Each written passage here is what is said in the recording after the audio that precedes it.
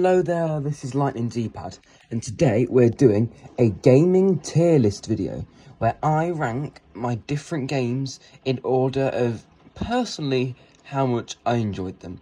So we're going to start off at the lowest and to the highest and my top favourites. So let's start with the F tier. This is going to be the one that many of you disagree with, but it's just because of my personal experience with it. And there is some rain in the background, hence the little background noise, but it wasn't intentional. So, F tier, we have, and the only one today, Minecraft. Now, I know this is an unpopular opinion, but I do have a reason for it. With Minecraft, there was numerous issues setting up my account, and it was quite an annoying, having to switch between accounts a lot because some of them just wouldn't let me play properly. I don't know, it was some weird technical issue. And I've just never really enjoyed that much the voxel building genre games. That's just my personal opinion on it. But the concept is very good, and it's a critically acclaimed game, of course. It's just not my sort of thing. And by the way, all of these are for PlayStation, so there won't be any reviews today for other console games. Next on the list, we have E tier, and again, there's only one game for this. So for E tier, we have Tokyo 2020 Olympics game. Now, this game wasn't that bad, and it was enjoyable for a while. It just felt like there was a little bit of a lack of content. But otherwise, the character customizers and the amount of customization in the game was brilliant, and I did really enjoy that. Hence why it was an F. On to the next tier, D tier. For D tier, we have Curved Space. So, this is a really interesting concept for a game. It's a sort of space shoot-'em-up, where there's these intergalactic spiders and your job is to shoot them all down. So I haven't played this game in a while and I never got it fully completed. But if you can see on the back, it was quite a good game. And I'm pretty sure I did get a copyright warning for that one there, so that was a bit annoying. But yeah, that's a PS5 one as well.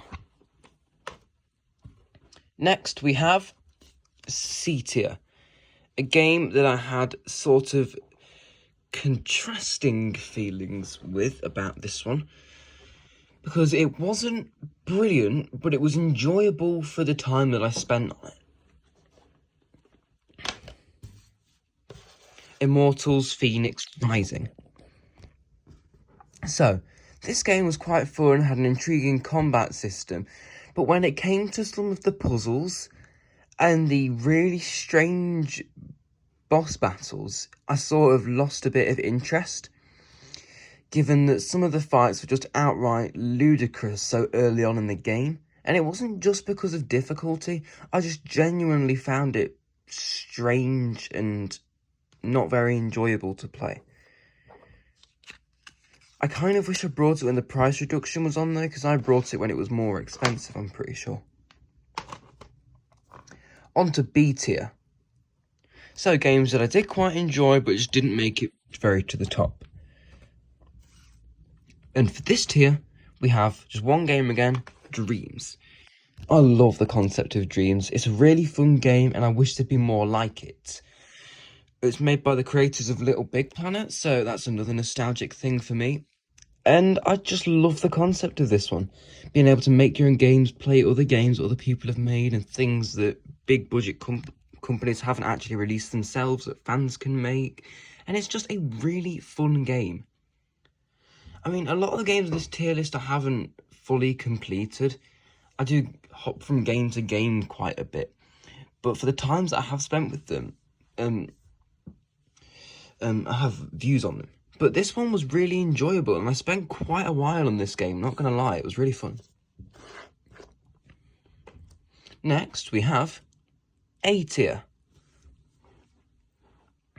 So, with A tier, these are games that I really, really liked and have a lot of style and uniqueness to them, but I just didn't think were that perfect level. But they were really enjoyable and I did really like them. Sackboy A Big Adventure is the first one. I got close to the finish point on this one. I didn't get quite there because then afterwards I started playing some other games and I was quite busy and stuff. But I love the fights on this one, the platforming system, the customization, just that nostalgic feeling from the original Little Big Planet games is perfect game all round. My only sort of complaint with it is that to be fair, I don't really know. Some of the levels are just confusing, but I guess that's part of the puzzle draw of it. And I'm not someone who just buys games for easiness. I do like a challenge. And this is where this game also shined, because for a sort of kids-style game, it also provided a challenge while being engaging enough that I got most of the game done. Hang on, I've lost the sticker to one. No, I haven't. I thought I'd lost a tier sticker. Next on A tier is the Pathless. So this is a really good indie-style game that I know badly, and I really should have finished it. I haven't finished this one either. But to be fair though, I've finished a lot of games like Astro's Playroom, Sonic Forces, nearly finished another game that's coming later in the list. I've finished, I forgot what it's called. There's another game that I've finished. Mario Odyssey, that's it. Got gold on all of the Mario Kart tracks. So, you know, I do complete quite a lot.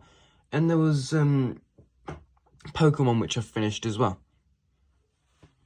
But anyway, The Path is a really cool indie concept which really tests your bow and arrow skills while in a fun fantasy world where you're partnered up with an eagle who helps you on your way to stop an evil force. And the bad guy sort of looks like a deer, but I forgot what his name is. But yeah, that game was really fun. Next we have Kingdom Hearts 3. Now, I'm not really sure what to think of this one. I wasn't really sure what to put, because while I enjoyed the game, it was one of my first experiences with this genre, and jumping straight into it like that, it was less enjoyable. I think it's got a similar gameplay style to Xenoblade Chronicles, and I probably should have tried that first. But on the whole, it was relatively enjoyable. It was just kind of hard to get into because of the new combat concepts to me and the really tricky to understand lore, which sort of threw me off playing it for a bit.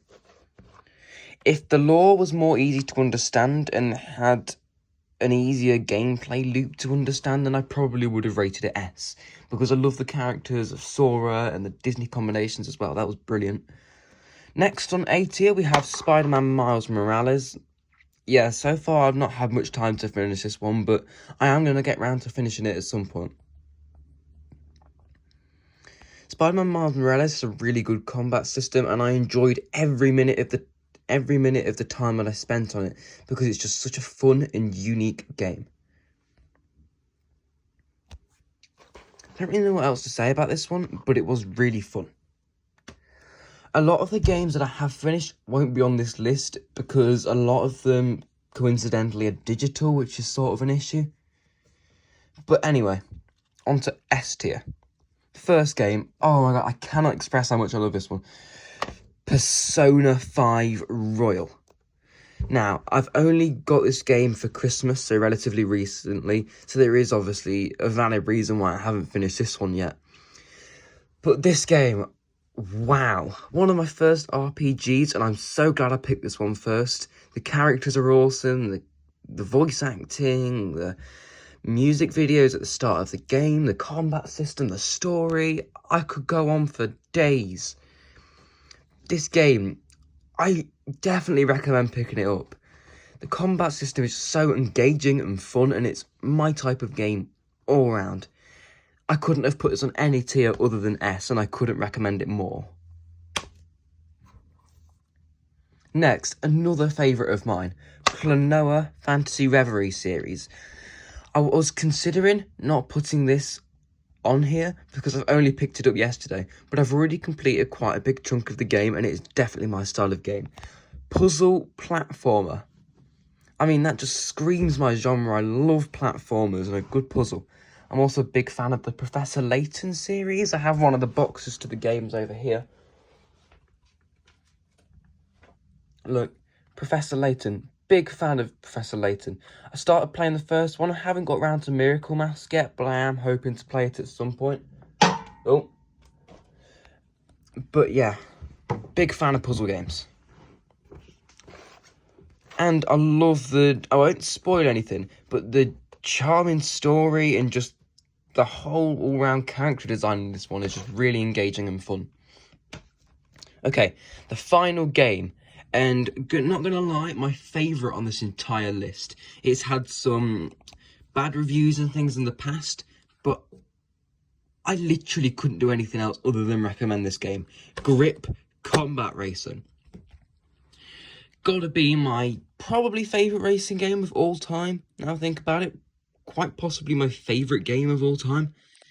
It's like a 360 twisting, turning racing game, and it's quite online focused, so it is more fun to play it online than the story mode, in my opinion. But Wired Productions, I immediately loved this studio after this game. I cannot recommend it more. It's sort of like parkour and cars, and to top it all off, the logo is Grip upside down. Anyway, you guys, hope you've enjoyed the video. Hope I've got some good game recommendations for you. They're all under PEGI 18, so 16 or under. Hope you've really enjoyed the review. Lightning D-pad, we'll see you next time.